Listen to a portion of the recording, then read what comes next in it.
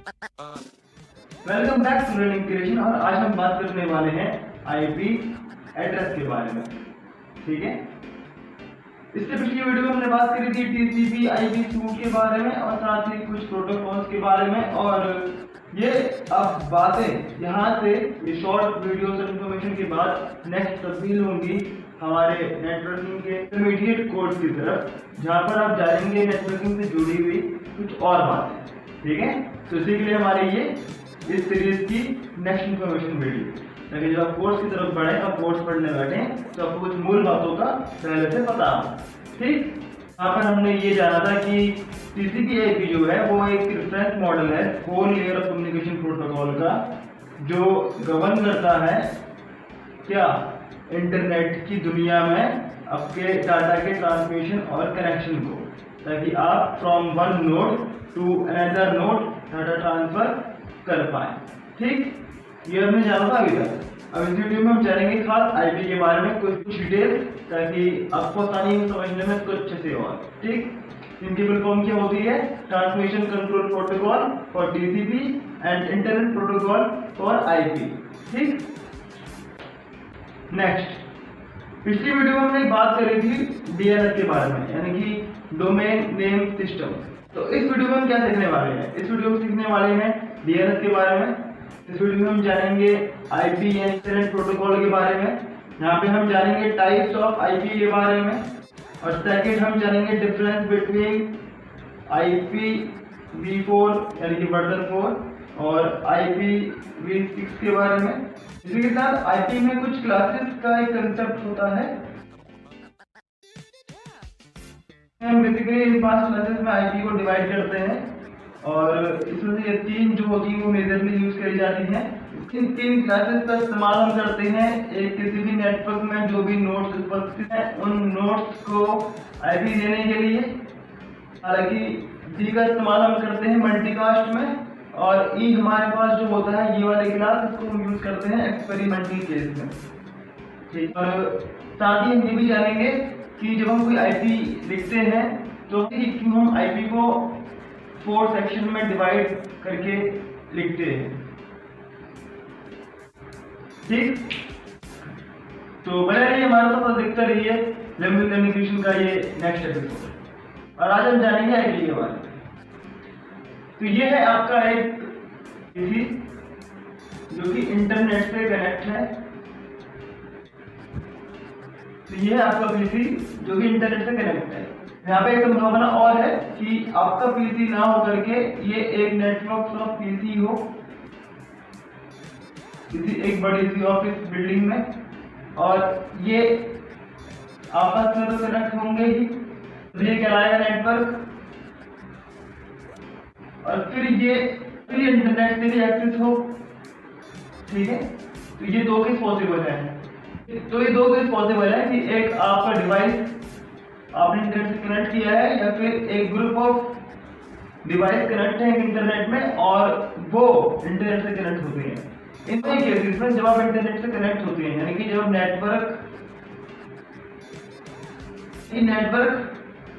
Device को internet से जोड़ने का काम जिस प्रोटोकॉल के माध्यम से होता है उसे हम कहते हैं इंटरनेट प्रोटोकॉल। ये गवर्न करता है कि जो नेटवर्क डिवाइस है वो इंटरनेट से एक्सेस कर पाए। अब जब ये इंटरनेट से एक्सेस करने के लिए कनेक्शन बिल्डअप करता है इंटरनेट प्रोटोकॉल, तो ये क्या करता है, हर एक डिवाइस को, हर एक नोड को एक आईपी एड्रेस असाइन कर देता है। अभी आईपी एड्रेस क्या हुआ? जैसे आपका एक होम एड्रेस है आपके शहर में, ताकि अगर कोई पत्र आपके पास आए तो वो आपके घर के एड्रेस पर पहुंच पाए। वैसे ही इंटरनेट की दुनिया में ये एक एड्रेस है जो आपके डिवाइस को या फिर किसी भी नेटवर्क में जुड़े हुए डिवाइस को मिलता है, ताकि वो इंटरनेट में जब कनेक्ट हो और वो ट्रांसमिशन करे किसी भी तरह के इंफॉर्मेशन या फिर डाटा का, तो वो अपने स्थान तक पहुंच पाए, from destination A to destination B. ठीक, टीसीपी प्रोटोकॉल का भी यहीं पर काम आता है कि जब आप एड्रेस असाइन करने के बाद ट्रांसमिशन करते हैं, तो जो ट्रांसमिशन हो रहा है उसे कंट्रोल करने वाला जो प्रोटोकॉल है वो टीसीपी प्रोटोकॉल है, ट्रांसमिशन कंट्रोल प्रोटोकॉल। ठीक है, आईपी एड्रेस जो होते हैं वो 4 तरह के होते हैं, पब्लिक, प्राइवेट, स्टैटिक और डायनामिक। तो जानते हैं इनके बारे में थोड़ा सा डिटेल में।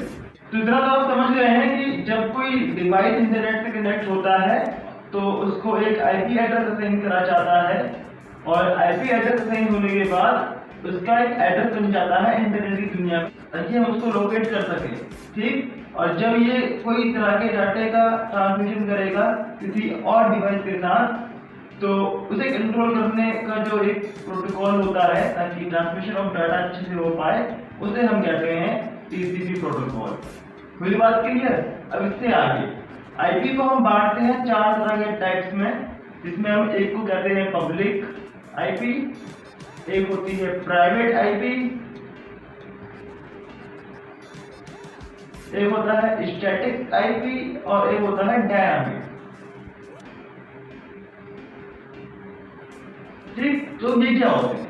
अब मान लीजिए ये एक नेटवर्क है जो कि आपस में कनेक्टेड है। ठीक, अब यही नेटवर्क जो है वो इंटरनेट के साथ भी कनेक्टेड है, क्योंकि ये बंदा जो कंप्यूटर ए पे बैठा है ये गूगल पे कुछ सर्च कर रहा है इंफॉर्मेशन, ये बंदा है कुछ सर्फिंग कर रहा है इसी तरह की, और ये बंदा है कुछ न्यूज या फिर सोशल मीडिया चला रहा है। ठीक, तो यहाँ जितने भी तरह के डाटा का ट्रांसमिशन हो रहा है between internet and this network, ये आईपी के माध्यम से हो रहा है। ठीक, सेकंड, अब ये डिवाइस जब आपस में बात करेंगे विद इन अ नेटवर्क, इस नेटवर्क के अंदर, अपने नेटवर्क के अंदर, तो ये प्रिंट कर पाएंगे बिकॉज ऑफ प्राइवेट आईपी। ठीक है, क्योंकि नेटवर्क में कनेक्ट होते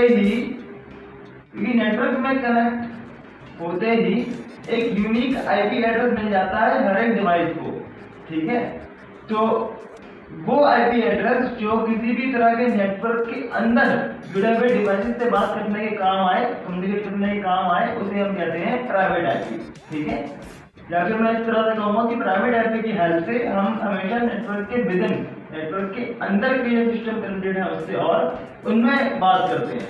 लेकिन मैं जब आपको इस नेटवर्क से बाहर की दुनिया में जो नेटवर्क है उनसे जुड़ना है, तब आप एक पब्लिक आईपी का इस्तेमाल करते हैं जो कि आपको बाहर के नेटवर्क से जोड़ती है। ठीक है, जैसे कि हम सर्चिंग करते हैं इंटरनेट पर गूगल पर, तो वो एग्जांपल होगा उस टाइम पे पब्लिक आईपी।